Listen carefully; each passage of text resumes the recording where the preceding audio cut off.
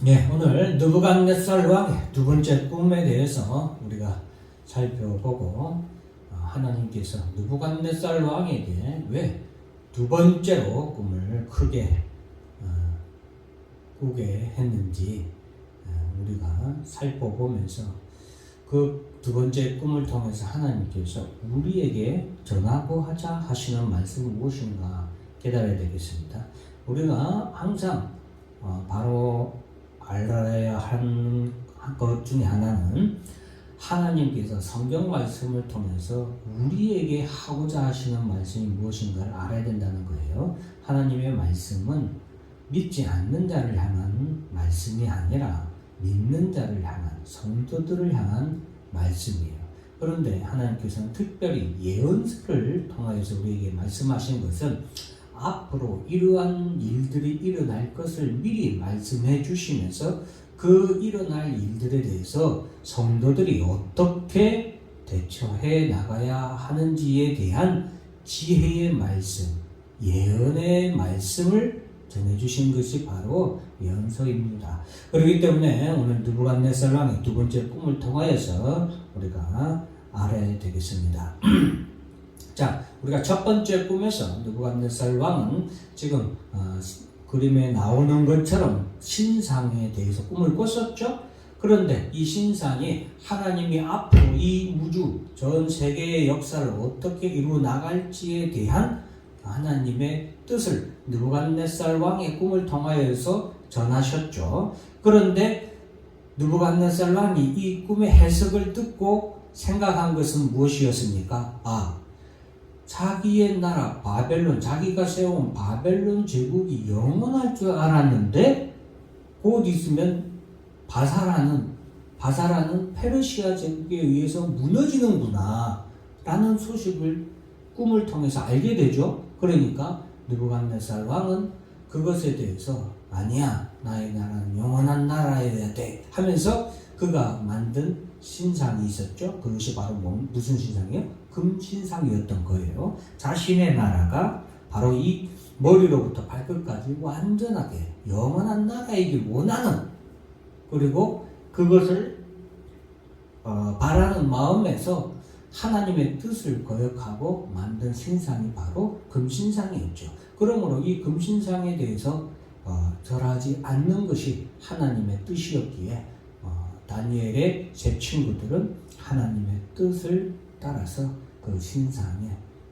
우리가 죽을지라도 그리 아니하실지라도 우리를 구원하지 아니하실지라도 우리는 그 신상에 절하지 않겠습니다 하고 바로 그 신상에 절하지 않은 거죠. 그래서 단순히 다니엘의 세 친구의 그러한 믿음은 단순히 우상에 대한 절을 하지 않는다 이것뿐만이 아니라 하나님의 뜻을 거역한 그런 행위에 들어서지 않겠다는 그런 믿음의 결단이라고 할 수 있겠죠. 어쨌든 그런 느부갓네살의 꿈에 이어서 이제 느부갓네살 왕은 하나님께서 이 신상에서의 머리에 해당하는 바벨론 제국에 해당하는 금에 해당하는 그 내용처럼 느부갓네살 왕이 전 세계를 지배하고 제패해 나가는 과정이 일어나게 됩니다. 결국에는 느부갓네살 왕이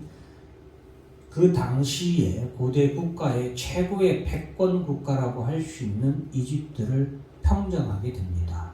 평정하게 되고 바로 오늘 본문에 나오는 이 본문의 말씀은 이집트를 평정하고 나서 얼마 후에 일어난 일이에요. 그러니까 전 세계의 패권 제일 강대국이라고 할 수 있는 이집트, 애굽을 평정하고 난 이후였기 때문에 느부갓네살 왕이 얼마나 어땠어요? 교만했겠죠. 자신감에 가득했겠죠.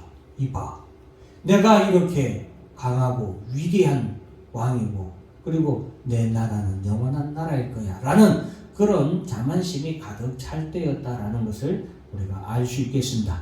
그리고 오늘 이 본문의 말씀은 여러분들이 하나 알아야 될 것은 이 본문의 말씀은 느부갓네살 왕이 이 모든 일을 겪고 난 다음에 조서를 내린 거예요. 그러니까 이 일들이 다 일어난 다음에 느부갓네살 왕이 조서를 내린 것이 바로 오늘 본문의 내용이에요. 그러니까 이 조서는 지금 느부갓네살 왕이 겪은 37절까지 말씀 다 읽었죠. 느부갓네살 왕이 7년 동안 짐승처럼 살고 왕의 권력을 놓치고, 쉽게 말하면 왕의 권력을 빼앗기고 쫓겨나서 그가 7년 동안 짐승처럼 살다가 다시 왕권을 회복한 후에 느부갓네살 왕이 조서를 내려서 오늘 쓴 글이다라는 것을 알아야 되겠습니다. 자, 그리고서 이제 느부갓네살 왕이 오늘 이러한 조서를 내리게 되는데, 자, 그가 두 번째 꿈을 꾸는데, 자, 두 번째 꿈은 자, 3절 말씀 같이 한번 읽습니다. 시작. 참으로 그들과 그의 이제라도 참으로 능하도다. 그의 놀라운 능력, 그의 나라는 영원한 나라요, 그의 통치는 대대에 이르리로다. 예. 어떻게 보면 지금 제가 방금 말씀드렸듯이 느부갓네살 왕이 오늘 본문의 두 번째 꿈대로 다 이루어진 다음에 이 일을 다 겪고 나서 하나님의 뜻대로 정말로 자기가 모든 세계를 제패한 후에 가장 교만해졌을 때 하나님께서 그를 짐승과 같은 광인으로 7년의 세월을 야인 생활을 하도록, 그러니까 그냥 짐승처럼 그냥 옷도 다 그냥 벗어 던지고 머리도 막 헝클어진 채로 장발하고 산발한 채로 그냥 짐승처럼 산에서 들에서 7년을 살게 된 후에 그에게 다시 총명이 돌아오고 위엄이 돌아오고 그가 왕으로 다시 뽑기를 하고, 쉽게 말하면 제정신이 돌아오고 제 모습을 되찾은 그 후에 그가 깨닫고 찬양한 말이 3절이에요. 그렇기 때문에 어떻게 보면 결론에 해당돼요. 그 결론은 뭐냐? 느부갓네살 왕이 이러한 일을 겪고서 느부갓네살 왕이 고백하는 결론은 신상에서의 나라들은 다 일시적인 통일 제국들이었지만 하나님의 나라는 전 세계를 넘어서 전 우주를 통일하는 하나의 완전한 나라고, 그 나라는 영원한 나라다라는 것을 깨달은 거예요. 그의 나라는 3절에 봐도 그의 나라는 영원한 나라요, 그의 통치는 대대에 이르리로다 했죠. 그리고 그 영원한 나라를 다스리는 왕도 결국에는 영원한 왕이다라는 것을 그가 고백하는 것. 이게 무슨 말이냐? 신상에 대해서 느부갓네살 왕이 꿈을 꿨었죠. 그리고 나서 맨 마지막에 뜨인돌이 와서 그 신상을 부쉈다 했죠. 그리고 나서 이루어지는 게 뭐예요? 영원한 나라였잖아요. 영원한 나라. 그리고 그 뜨인돌로 인해서 온 세계가 하나로 통일된 나라가 이루어지고, 그 통일된 나라는 하나의 영원한 나라고, 그 영원한 나라를 다스리는 영원한 왕이 있다는 것을 느부갓네살 왕이 신상의 꿈을 통해서 알았었잖아요. 그런데 자기가 그걸 거부한 거죠. 하나님의 뜻을 거역해서 자기의 나라, 자기가 영원한 왕이 되고 자기의 나라가 영원한 나라가 될 것으로 그가 착각을 했었죠. 그런데 이제 정신 차리고 와보니까 영원한 나라는 오직 하나님의 세운 나라가 영원한 나라구나. 그리고 그 나라를 다스리는 영원한 왕은 내가 아니라 영원한 왕이 있구나 라는 것을 그가 고백하는 거죠. 그래서 이것이 어떻게 보면 결론이라고 할 수도 있겠습니다. 자, 오늘 느부갓네살 왕이 꿈을 꾼 때는 교만함이 극에 달했을 때입니다. 자, 4절 같이 한번 읽어볼까요? 시작. 느부갓네살이 내 집에 편히 있으면 내 궁에서 평강할 때. 네, 이때는 밑에 이제 자막으로 더 써놨지만 고고학적으로 느부갓네살 왕이 이집트를 정복한 지 얼마 안 됐을 때였기 때문에 아주 교만함이 크게 달했다. 쉽게 말하면 오늘날로 말하면 세계 최고의 패권국가가 어디예요? 미국이죠. 미국을 우리나라가 무너뜨린 거예요. 얼마나 대단해요, 그죠? 그러면 막 엄청나게 막 이렇게 가슴에 그냥 이 허영심이 가득 들어갈 때고 교만이 가득할 때죠. 29절 30절 같이 한번 읽어볼까요? 시작. 12달이 지난 후에 내가 바벨론 왕궁 지붕에서 보내세 나와 이 말하여 이르기를 큰 바벨론은 내가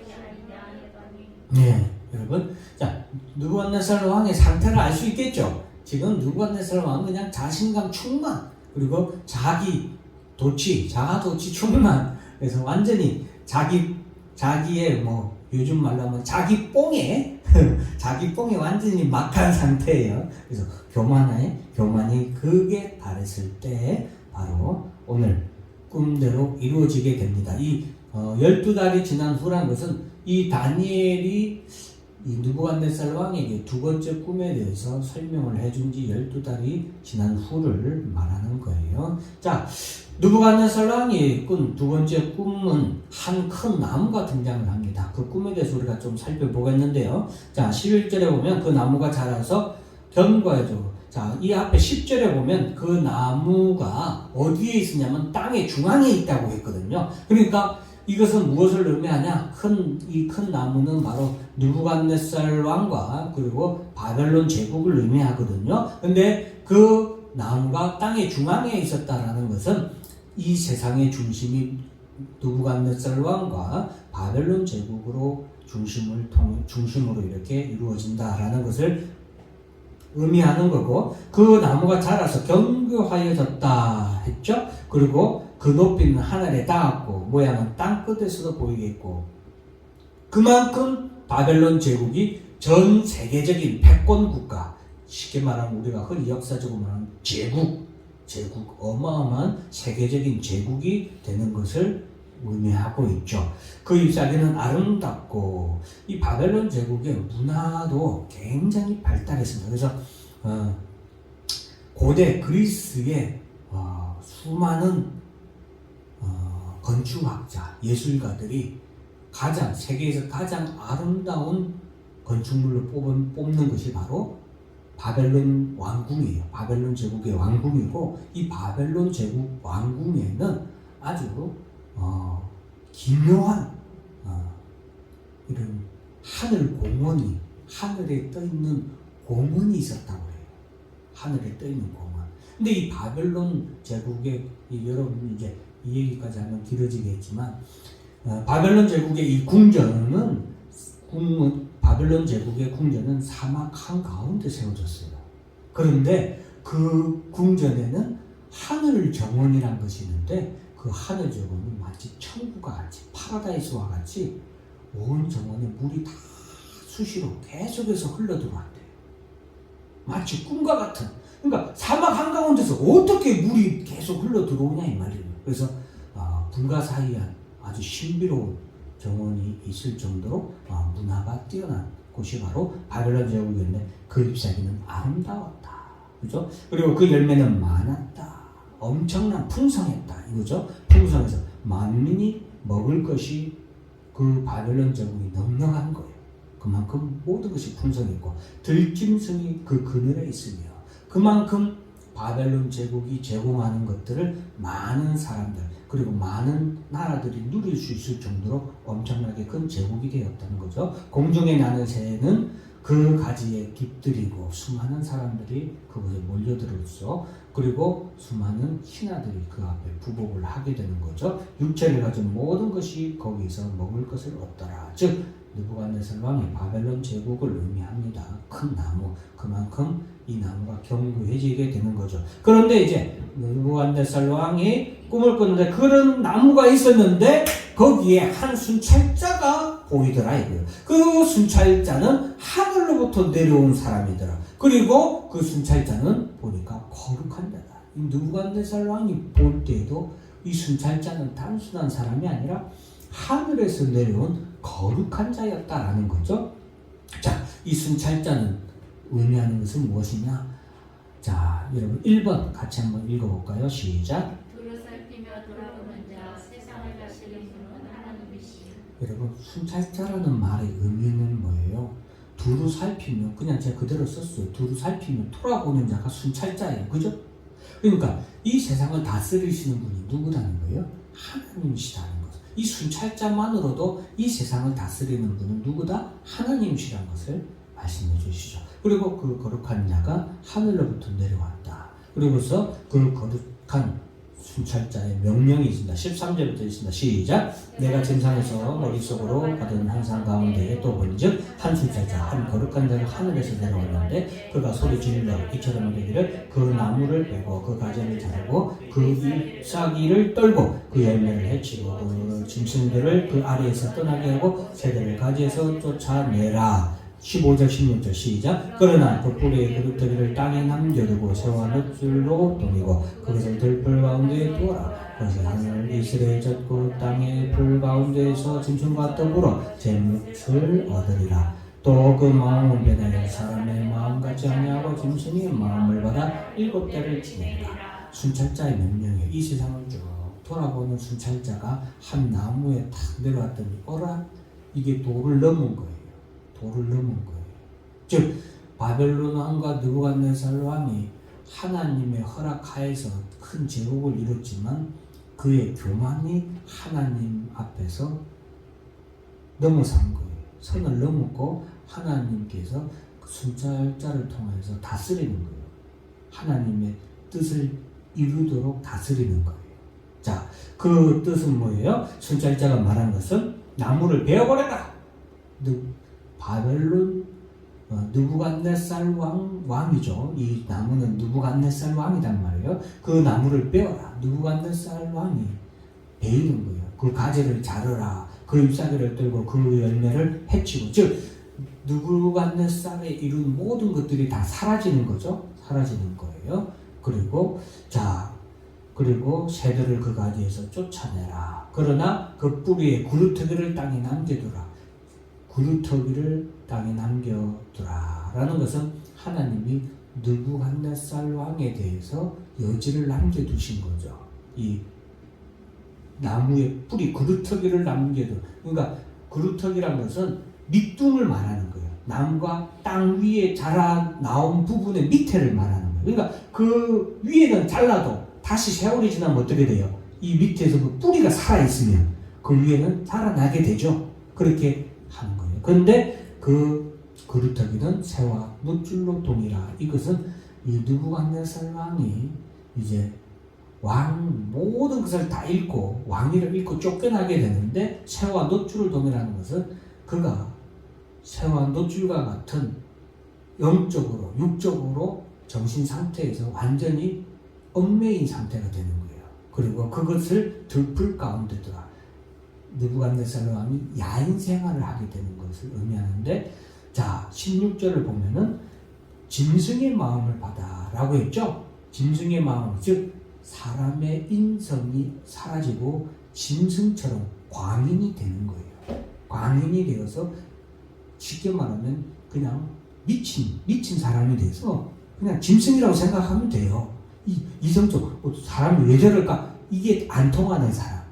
그런 사람, 미친 광인이 돼서 7대 7년 동안 짐승들처럼 들에서 지내면서 7년을 지내게 될 것을 이 순찰자가 말하게 되죠.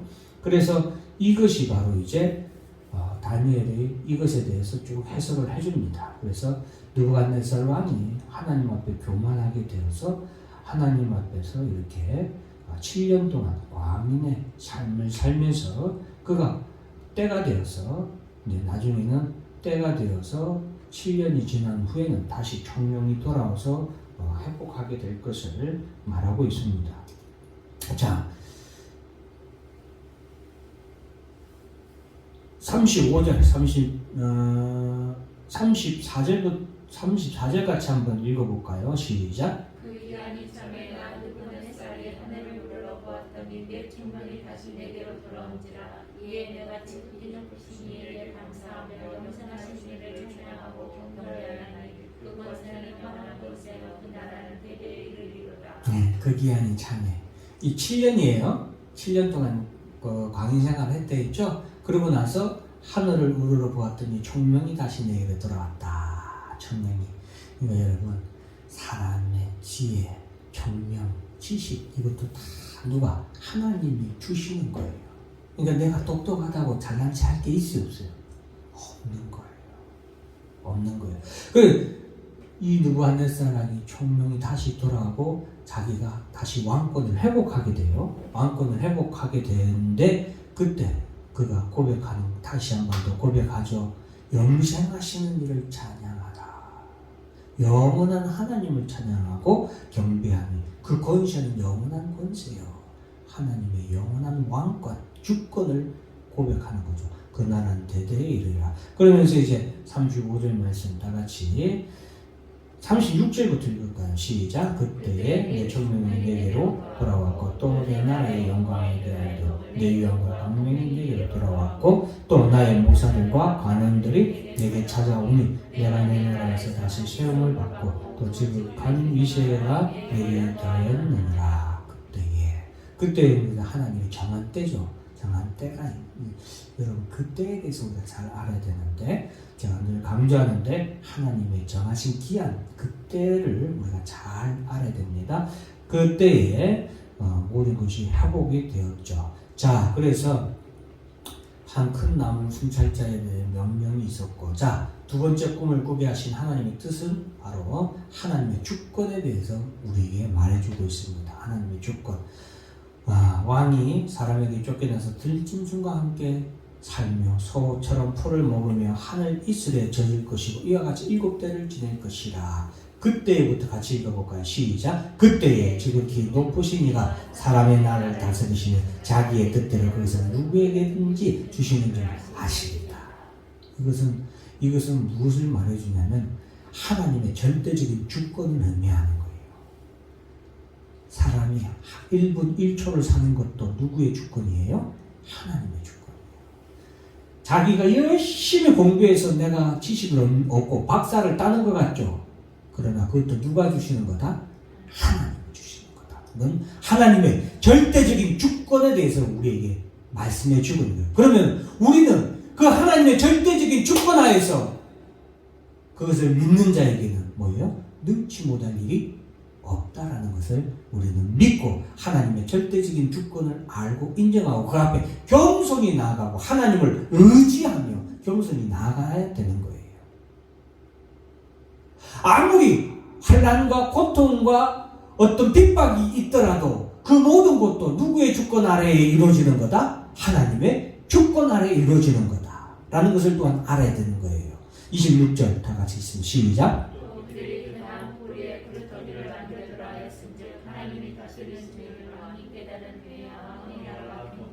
네, 아까 그때 때가 있다 했죠. 고난의 때, 환난의 때, 그 기한이 다 차면 하나님께서 또한 반드시 회복시켜 줄 것을 우리가 믿고 그때를 인내해야 되는 것을 우리에게 말씀해 주고 있어요. 그래서 하나님의 주권에 대해서 우리가 알아야 됩니다. 35절 다 같이 있습니다. 시작. 땅의 모든 사람들을 없는 것 같이 여기시며 하늘의 군대에게든지 땅의 사람에게든지 그는 자기 뜻대로 행하시나니 그의 손을 금하든지 혹시 이르기를 내가 무엇을 하느냐 할 자가 아무도 없다.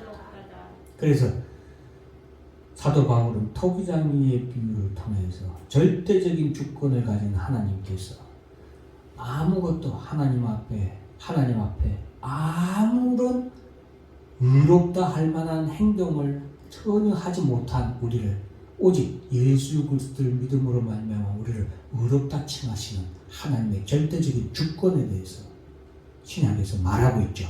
여러분, 그 하나님의 절대 주권은 우리가 인정해야 됩니다. 그 하나님의 절대 주권을 통하여서 우리가 구원의 성도로 우리가 오르게 된 줄로 믿으시길 주의로 축원합니다. 우리가 하나님의 절대 주권을 인정해야 된다. 그리고 하나님의 뜻은 따라 산다. 하나님의 뜻은 영원 불변하시다. 반드시 성취된다. 33절 있습니다. 시작. 내가 사람에게 쫓겨나서 소처럼 풀을 먹으며 몸이 하늘 이슬에 젖고 머리들이 독수리 털과 같이 자랐고 손톱은 새 발톱과 같이 되었더라. 여러분, 하나님의 뜻은 영원 불변하시다. 하나님의 뜻은 이미 느부갓네살 왕의 신상을 통한 꿈을 우리에게 보여주셨죠. 그걸 통해서 하나님의 뜻을 말씀해 주셨죠. 하나님의 뜻은 뭐예요? 하나님이 세운 영원한 나라가 있죠. 하나님이 세운 영원한 나라, 그리고 그 영원한 나라를 다스리는 영원한 왕. 그것이 제가 여러분들에게 말하는 하나님의 구속사죠. 예수 그리스도를 통한 하나님의 영원한 하나님의 나라가 이 땅에 임하는 것. 예수 그리스도를 통하여서 그 영원한 나라를 하나님께서 영원토록 다스리게 하는 것. 그것이 바로 이 느부갓네살 왕의 꿈을 통하여서 보여주시는 거고, 그 꿈은 하나님의 뜻이고 그 뜻은 불변하다. 하나님의 뜻은 불변하다. 그리고 반드시 뭐한다? 성취된다는 거죠. 여러분, 느부갓네살 왕이 자기가 영원한 왕이길 바라고 자기의 나라 바벨론이 영원한 나라이길 원해서 금신상을 만들든 뭘 하든 하나님의 뜻에는 변함이 있어요, 없어요? 없는 거죠. 하나님의 뜻대로 뭐 하는 거예요? 하나님이 진행하십니다. 하나님이 왕의 주권을 주기도 하고 빼앗기도 하는 거예요. 왕의 위엄을 주기도 하고 빼앗기도 하는 거예요. 바벨론을 세우기도 하고 바벨론을 뭐 하기도 하는 거? 무너뜨리기도 하는 거예요. 그것을 누가 깨닫게 됩니까? 바벨론 왕 느부갓네살 왕이 깨닫게 되는 거죠. 그것을 통해 하나님께서 우리에게 말하는 것. 하나님의 뜻은 영원 불변하다. 그리고 반드시 성취된다. 그리고 하나님의 따라서 합니다. 하나님의 정하신 기한이 있다. 34절 다 같이 읽습니다. 시작. 그 기한이 참에 느부갓네살의 하늘을 불러보았더니 내 창에 다시 내게로 돌아온지라. 이에 내가 지극히 높인 이에게 감사하며 용서하신 이를 찬양하고 경배하였나니 그것은 영원한 곳이요 나라는 그에게 이르리로다. 네. 때에 대해서 우리 성도들은 잘 알아야 됩니다. 하나님께 반드시 때가 있어요. 하나님은 무질서한 하나님이 아니시고 무계획의 하나님이 아니시고 즉흥적인 하나님이 절대하십니다. 하나님은 아주 논리적이시며 그리고 아주 계획적이시며 하나님은 아주 지혜로운 하나님이시죠. 그래서 여러분 봄, 여름, 가을, 겨울 다 때가 있잖아요. 아침과 저녁 때가 있잖아요. 심을 때가 있고 거둘 때가 있죠. 비가 내릴 때가 있고 비가 멈출 때가 있고 다 때가 있는 것입니다. 그런 하나님께서 바로 구원의 때도 있다 이 말이에요. 그리고 환난의 때도 정한 기한이 있고 환난이 시작되고 환난이 끝나는 기간이 있고 그 끝나는 기간에 구원의 때가 있고 구원의 때가 바로 우리에게 이루어진 하나님의 뜻이라는 것을 우리가 반드시 알아야 되겠습니다. 그래서 지금 하나님께서 우리에게 말씀하시는 것은 이렇게 느부갓네살 왕이 총명을 잃고 야인의 생활로 이렇게 7년을 지내고 회복하고 한 것과 같이 우리 성도들도 장차 우리 성도들도 우리 교회들도 앞으로 장차 환난의 때가 있고 고난의 때가 있다 이 말이에요. 그러나 하나님께서 느부갓네살 왕의 나무에 뭘 남겨줬습니까? 구루터기를 남겨줬죠. 구루터기를 남겨줬죠. 그와 마찬가지로 여러분 지금 이 때가 어느 때요? 이스라엘이라는 나라가 하나님께 축복을 받아서 느부갓네살 왕처럼 아주 장성한 참 멋진 나라였지만 하나님 앞에 교만하고 하나님을 떠났을 때 하나님께서 그 이스라엘이라는 나라를 어떻게 했어요? 처벌했잖아요. 이스라엘이 나라가 그래서 어떻게 돼요? 무너졌잖아요. 그런데 무너진 것이 끝이 아니라는 거죠. 왜? 하나님께서는 이사야 선지자를 통하여서도 그렇지만 그 구루터기를 하나님께서 남겨두셨거든요. 그 구루터기를 남겨두셨단 말이에요. 이스라엘의 구루터기를 남겨뒀어요. 그 구루터기가 바로 예수 그리스도를 통한 회복이에요. 회복. 그래서 하나님께서 이렇게 느부갓네살 왕의 나무를 쳤지만 그 구루터기를 남겨둬서 그 구루터기로 인해서 다시 회복이 됐어요, 안 됐어요? 회복이 됐죠. 회복이 된 것처럼 하나님께서는 비록 이스라엘이 심판을 받아서 무너졌지만 멸망했지만 그 가운데 뭘 남겨두셨어요? 하나님이 구루터기를 남겨두셨다 이 말이에요. 그 구루터기는 정한 기한이 차면 때가 차면 누가 오심으로 인해서 예수 그리스도가 이 땅에 오심으로 인해서 이 구루터기가 어떻게 해요? 다시 큰 나라가 되는 거죠. 그 나라는 따르습니다. 그 나라는 영원한 나라. 그 왕은 영원한 우리 주 예수 그리스도가 다스리는 나라가 되는 것이죠. 그것이 바로 이 정한 기한이 있어서 이루어진다라는 것을 우리가 이 말씀을 통해서 알아야 됩니다. 자, 그리고 37절 다 같이 했습니다. 시작. 그러므로 지금 나 느부갓네살은 하늘의 영광을 찬양하며 찬송하며 경배하노니 그의 일이 다 진실하고 그의 행하신 일을 이루시며 교만한 자들을 그가 능히 낮추십니다. 예, 교만한 자를 낮추신다. 이 세상에서 가장 교만한 자는 누굴까요? 이 세상에서 가장 교만한 자가 누구예요? 따라서는 사탄 마귀. 하나님께서 교만한 자를 낮추실 때가 있는데 그때가 온다 이거죠. 그래서 사탄 마귀와 뿐만이 아니라 이 세상의 모든 하나님을 믿지 않는 자들은 그 자체가 하나님을 믿지 않는 것 자체가 뭐다? 교만인 거예요. 교만인 거예요. 그 중에 제일 우두머리는 뭐예요? 사탄 마귀죠. 그리고 그런 교만한 자를 하나님이 낮추실 때가 반드시 온다라는 것을 우리가 꼭 기억해야 되겠죠. 그래서 1번부터 4번 같이 한번 읽습니다. 시작. 하나님의 주권 만군의 여호와 하나님의 세계를 당신의 뜻대로 다스리십니다.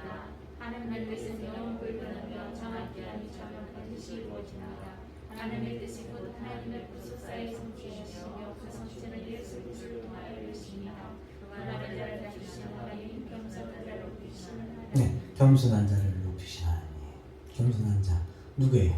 예수 그리스도시죠. 그래서 오늘 본문의 이 말씀은 무너진 이스라엘 백성들을 향한 하나님의 어떻게 보면 희망의 메시지고 희망의 메시지 구루터기를 남겨두고 살려주시 앞으로 하나님이 회복시켜 주실 거라는 희망의 메시지이기도 하고 앞으로 우리 시대를 살아가는 교회와 성도들에게 이 앞으로 환난과 고난을 당하지만 하나님께서 우리의 반석이 되시는 구루터기 되시는 예수 그리스도를 통하여서 우리를 회복시켜 주실 것이다. 그리고 그때 하나님의 정한 기한이 차면 예수 그리스도께서 이 땅에 뜨인돌이 공중에서 내려와서 이 세상을 모든 것을 다 통일하시고 전 우주를 통일하시고 예수 그리스도의 영원한 하나님의 나라를 이 땅에 임하게 하실 것이고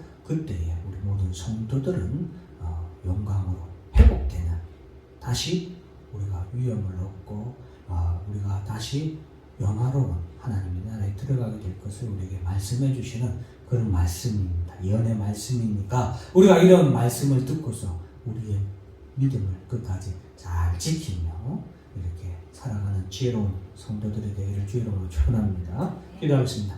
하나님 아버지 감사합니다. 오늘 다니엘서를 통해서